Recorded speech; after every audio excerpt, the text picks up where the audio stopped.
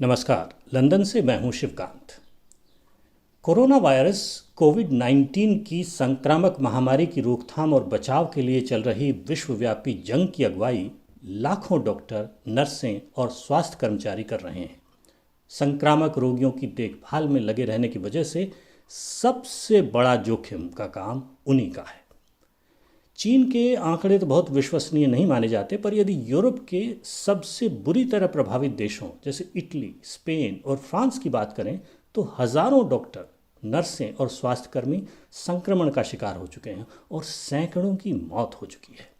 यहाँ ब्रिटेन की स्वास्थ्य सेवा में काम करने वाले डॉक्टरों और नर्सों में से आधे से ज़्यादा अप्रवासी हैं और अपनी जान जोखिम में डालकर दिन रात कोरोना मरीजों को बचाने में लगे हैं। अब तक संक्रमण से बीमार होकर मरे सभी 8 डॉक्टर भारत, पाकिस्तान, श्रीलंका, मिस्र, नाइजीरिया और सूडान से काम करने आए अप्रवासी थे। यूरोप में स्वास्थ्य कर्मियों और डॉक्टरों के इतनी बड़ी संख्या में बीमार होने की एक वजह संक्रमण से बचाने वाले साधनों की किल्लत रही है। यूरोपीय देशों की स्वास्थ्य सेवाएं दुनिया के हर पैमाने पर चोटी की सेवाएं मानी जाती हैं, लेकिन ये भी महामारी से बचाव के लिए तैयार नहीं थी। बीमारी फैलते ही सांस के लिए हवा छानने वाले मास्कों, आँखों को बचाने वाले चश्मों, चेहरे को बचाने वाले पारदर्शी प्लास्टिक के पैनलों और सर से पांव तक ढांपने वाले हजमत गाउनों की भयंकर कमी हो गई थी। डॉक्टरों और स्वास्थ्य कर्मियों को मास्क की जगह कपड़े बांधकर और हजमत गाउनों की जगह कूड़ेदान में लगने वाले प्लास्टिक के काले बैग पहनकर काम करना पड़ा, जिनसे पूरी तरह बचाव नहीं हो पाया। स्वास्थ्य कर्मियों ने उफ न करते हुए जुगाड़ से अपना बचाव करते हुए सेवाएं जारी रखीं। डॉक्टरों और स्वास्थ्य कर्मियों की इसी निष्ठा और सेवा भाव से अभिभूत हुआ समाज आभार प्रकट करने के लिए अस्पतालों में अचानक तालियां बजा उठता था। शायद इसी से प्रेरणा पाकर प्रधानमंत्री बोरिस जॉनसन ने लोगों से शाम के समय खिड़कियों और दरवाज़ों में खड़े होकर स्वास्थ्य कर्मियों की सेवा का आभार प्रकट करने के लिए 1-2 मिनट तक तालियां बजाने का अनुरोध किया था, जो पिछले कुछ सप्ताहों से दैनिक परंपरा बन चुका है। इटली और स्पेन में तो लोगों ने स्वास्थ्य कर्मियों के लिए तालियां बजाने के अलावा फूल बरसाने और गाने बजाने की शुरुआत भी की, जिसके चलते कुछ मोहल्लों में शाम का समय छतों और बालकनियों से बजने वाले संगीत के ऑर्केस्ट्रा का रूप धारण कर चुका है। सामाजिक मेल मिलाप पर पाबंदी और तालेबंदी के इस दौर ने लोगों को परिवार और सामाजिकता के महत्व पर नए सिरे से सोचने के लिए विवश किया है और सामाजिकता की चेतना को जगाया है। लोग घरों में बंद रहने के लिए मजबूर बुजुर्गों का हालचाल पूछने, उनकी ज़रूरतों का सामान पहुंचाने और संक्रमण का शिकार हुए लोगों के एकांतवास को थोड़ा आसान और सहन योग्य बनाने के लिए आगे आ रहे हैं। प्रधानमंत्री ने रोगियों की देखभाल में दिन भर लगे रहने वाले स्वास्थ्य कर्मियों की मदद और राहत के लिए 2.5 लाख स्वयंसेवकों की अपील की थी।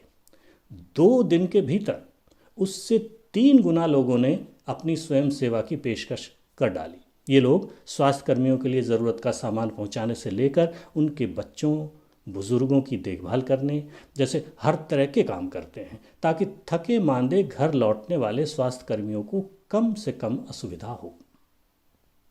दूसरी तरफ भारत है, जहां से हर रोज़ डॉक्टरों, नर्सों, स्वास्थ्य कर्मियों और पुलिस कर्मियों पर पथराव करने, थूकने, बदतमीजी करने और गली मोहल्लों से निकालने की कोशिश करने की खबरें मिल रही हैं।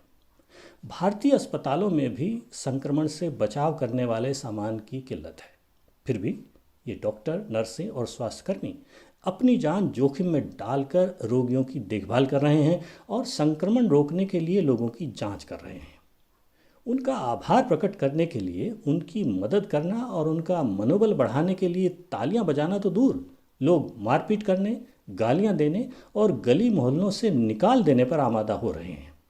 यह हाल भारत में ही नहीं, पाकिस्तान, मेक्सिको, फिलीपींस और ऑस्ट्रेलिया जैसे बहुत से देशों में है।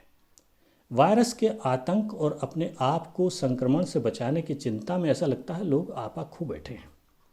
ये सही है कि भारत में इस तरह की हरकतें कुछ मुट्ठी भर लोग ही कर रहे हैं। अधिकांश लोग ऐसे नहीं हैं और उन्हें अपनी सामाजिक जिम्मेदारियों का एहसास है।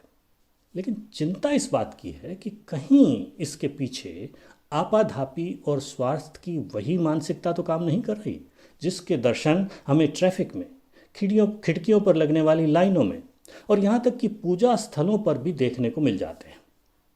क्या ये वही मानसिकता नहीं है जो हमें कुछ मिनट जल्दी पहुँचने के लिए गलत लेन से ओवरटेक करने और लगभग हर बत्ती पर 1 इंच आगे निकल जाने के लिए एक दूसरे से गाड़ियां सटा देने और केकड़ा वृत्ति से जाम लगाने पर मजबूर कर देती है? 2 बूंद तेल बचाने के लिए उल्टी दिशा से गाड़ी चलाने को बाध्य करती है।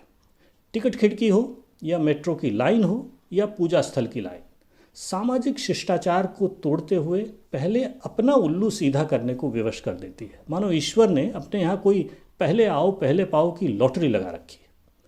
क्योंकि ऐसी मानसिकता और वायरस का अंधा आतंक ही किसी को उन स्वास्थ्य कर्मियों और पुलिस वालों पर हमले करने को बाध्य कर सकता है जो समाज की यानी आपकी ही रक्षा के काम कर रहे हैं। क्या बाहर दिए जलाने के साथ साथ हमें अंदर की सामाजिकता का दिया जलाने की ज़रूरत नहीं है? यदि मुट्ठी भर लोग भी ऐसी हरकतें कर रहे हैं तो बाकी समाज कहाँ है? उन्हें रोकता क्यों नहीं? क्या हम इतने व्यक्तिवादी हो चुके हैं कि समाज की किसी बुराई पर कुछ नहीं कहेंगे और हर काम के लिए सरकारी डंडे का मुंह ही ताकते रहेंगे? क्या हम राष्ट्रकवि रामधारी सिंह दिनकर की इन पंक्तियों को कतई भूल गए हैं? समर शेष है नहीं पाप का, भागी केवल व्याध, जो तटस्थ हैं समय लिखेगा उनके भी अपराध। नमस्कार।